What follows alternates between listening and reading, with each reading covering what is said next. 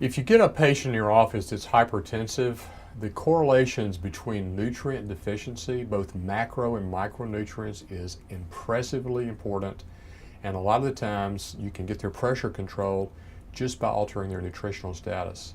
And we actually have published a study where we got 62% of people off medication within 1 year by using a comprehensive nutritional and nutraceutical program associated with diet and exercise.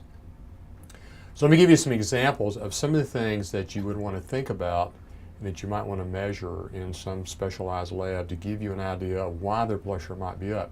And you can get very good history about what they might not be doing. Vegetarians, for example, are not going to get adequate types of protein and amino acids. They're going to be deficient in carnitine, vitamin B12 over a long period of time, and maybe some other things. So all of those relate directly to blood pressure. In someone who's eating fast food, you're going to be looking at people who get a lot of trans fats and saturated fats, another direct correlation. Fast food and canned foods also very high in sodium and low in potassium and magnesium. High sodium, high blood pressure in everybody, some people more than others.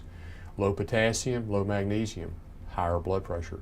Switching those two around can lower blood pressure dramatically. Just by giving potassium in the diet or something like no salt will increase potassium intake dramatically up to like 4.75 grams a day. You drop the blood pressure as much as 8/4 millimeters of mercury. Very important. And the sodium should be down probably around 1.5 to 2 grams per day. Other micronutrients, coenzyme Q10 is deficient in 50% of the people. Why?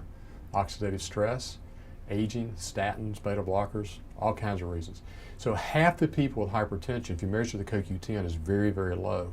So in those people, we give CoQ10, get their level up to about 3 micrograms per ml, and the pressure will fall. Other half, maybe not as much reduction. Lycopene, tomatoes, guava fruit, grapefruit, very good for lowering blood pressure, 10 to 20 milligrams per day.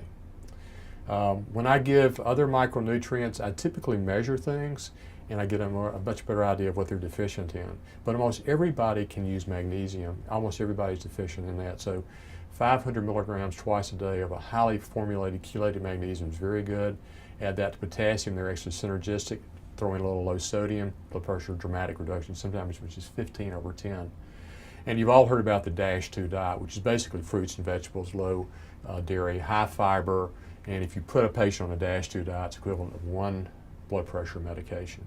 And you start adding all these other things in there with the micronutrients we've talked about, and like I said, you can get the equivalent of 2 blood pressure meds, frequently just using a combination of micronutrients. Another one I love is whey protein.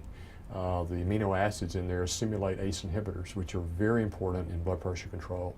Any type of whey protein probably works. It also increases glutathione levels. The cysteine in there is very important, and other factors. And then, of course, the methylation pathway comes in dramatically here with B6 and B12 and folic acid, which are very important in endothelial dysfunction and blood pressure reduction.